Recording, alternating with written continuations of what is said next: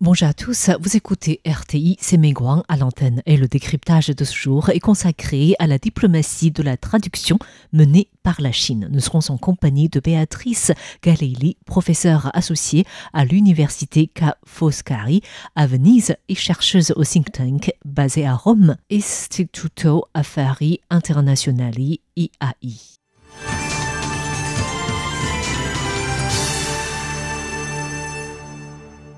Dans les relations internationales complexes d'aujourd'hui, le langage et la traduction jouent un rôle inattendu. Nous pouvons penser que la traduction ne fait que transmettre fidèlement l'original, mais la réalité est loin d'être aussi simple.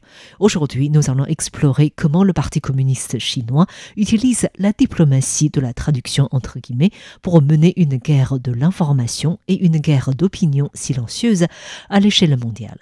Béatrice Galelli travaille avec plusieurs chercheurs pour analyser comment le discours officiel que Pékin propose pour soutenir sa vision des relations interdétroites est en fait ajusté, remodifié ou refaçonné pour le public international. Because translation, and we start from these theoretical premises, the translation is never innocent. Parce que la traduction, et nous partons de cette prémisse théorique, la traduction n'est jamais innocente. Il y a donc toujours un choix derrière la traduction, toujours un choix sur ce qu'il faut maintenir, ce qu'il faut transformer dans le processus de traduction. Et nous voulons analyser quelles sont les stratégies que les institutions officielles adoptent lorsqu'il s'agit de traduire des discours traitant des relations interdétroites. À travers la diplomatie de la traduction, le Parti communiste chinois met en œuvre une stratégie de segmentation narrative, entre guillemets, ce qui signifie qu'ils ajustent leur langage en fonction des contextes linguistiques et culturels pour améliorer l'acceptation et la légitimité de leurs récits. Comment le PCC adapte-t-il concrètement ces récits? L'équipe de Béatrice Galelli a analysé des discours de Xi Jinping, le livre de Xi Jinping, La gouvernance de la Chine, et aussi les livres blancs sur le Xinjiang en anglais, en arabe et en italien, et a découvert des modèles intéressants.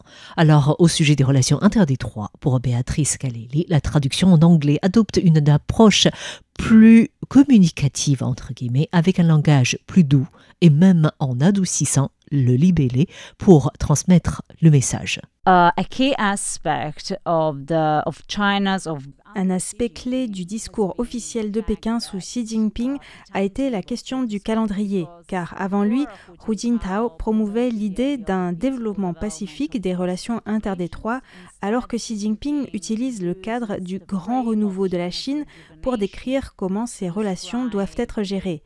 Nous savons que le renouveau de la nation chinoise doit être atteint pour le centenaire de la fondation de la RPC.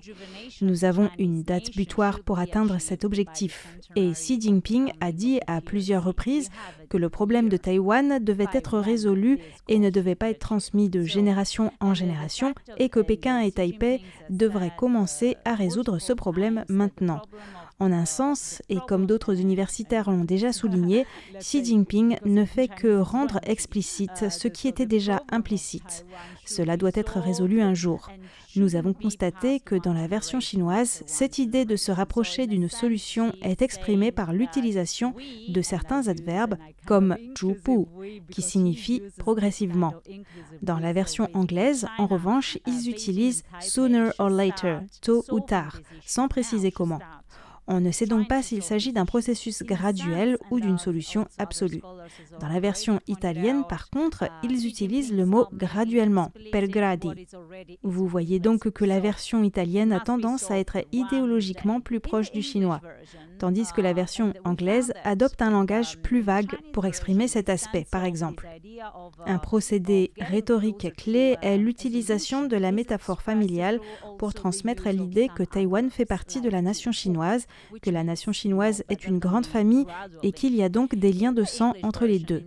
En ce qui concerne la traduction, la version anglaise maintient la métaphore lorsqu'elle est au centre de la stratégie rhétorique d'un passage spécifique, mais elle le fait de manière moins emphatique par rapport à l'italien et à l'arabe, où la métaphore familiale est non seulement maintenue, mais souvent renforcée, en particulier dans la version arabe.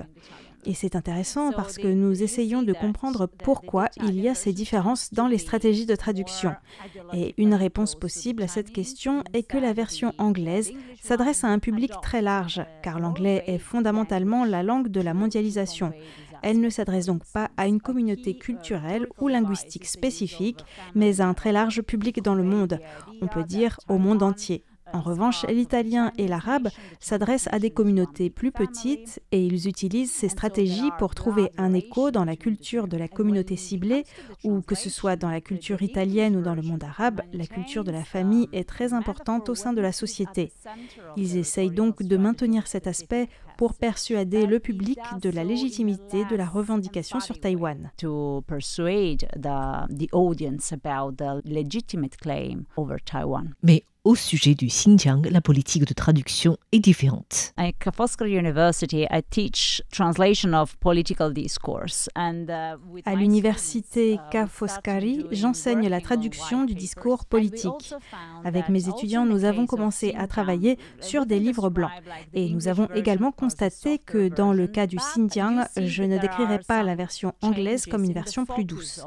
Mais on voit qu'il y a des changements dans l'orientation de la traduction du discours. Par exemple, pour la traduction des verbes en chinois, nous savons qu'il n'y a pas d'indication temporelle explicite. À moins qu'il n'y ait guo, le ou un adverbe, il n'y a pas d'indication spécifique du temps. Mais dans la version anglaise du texte, nous avons découvert que les verbes sont généralement traduits par le present perfect has been, a été, ce qui correspond au passato prossimo en italien pour véhiculer l'idée que quelque chose a commencé il y a longtemps et est toujours en cours. Une phrase disait à peu près « Le Xinjiang fait partie de la nation chinoise ». La traduction pourrait être « Xinjiang is part of the Chinese nation ». Mais la version officielle anglaise est traduite par « It has always been part of ». Il a toujours fait partie de, ajoutant donc l'adverbe « toujours », « always », qui n'est pas dans le texte en chinois. L'idée présentée, c'est que cela a toujours été ainsi. Donc le Xinjiang relève de la politique intérieure de la Chine. Aucun autre pays ne devrait donc s'ingérer dans cette affaire. No other countries should interfere in this issue. La question que l'on peut se poser est est-ce que cette stratégie de traduction fonctionne ou est-ce que ces stratégies affectent par exemple la perception de la Chine par l'Italie ou les pays arabes? I must say that I'm not a specialist in China-Arabic relations. Je dois dire que je ne suis pas spécialiste des relations sino-arabes. L'analyse de la version arabe a été menée par un de mes collègues qui est actuellement doctorant à l'université Ka Foscari et qui maîtrise à la fois le chinois et l'arabe. Il a donc couvert principalement cette partie de l'analyse. En ce qui concerne l'Italie, eh bien ça dépend car il y a quelques obstacles au soft power de la Chine. L'un est que, bien sûr, le débat international autour de la Chine est aujourd'hui très polarisé, surtout après le Covid-19 et encore plus après la guerre en Ukraine. Je ne vois pas d'amélioration de l'image de la Chine récemment. Donc je ne vois pas que ça fonctionne vraiment en Italie. De plus, dans le cas de la traduction de l'ouvrage Xi Jinping, la gouvernance de la Chine, en ce qui concerne les stratégies de traduction globale, il y a quelques passages qui sonnent un peu étranges pour les locuteurs italiens. Je ne me souviens pas précisément, mais il y avait un passage traitant d'une expression chinoise liée au Nouvel An, quelque chose de très ancré culturellement, et la traduction était très maladroite. Ceci est lié au processus politique derrière la traduction, car comparé aux versions anglaises et arabes, la version italienne a été commandée.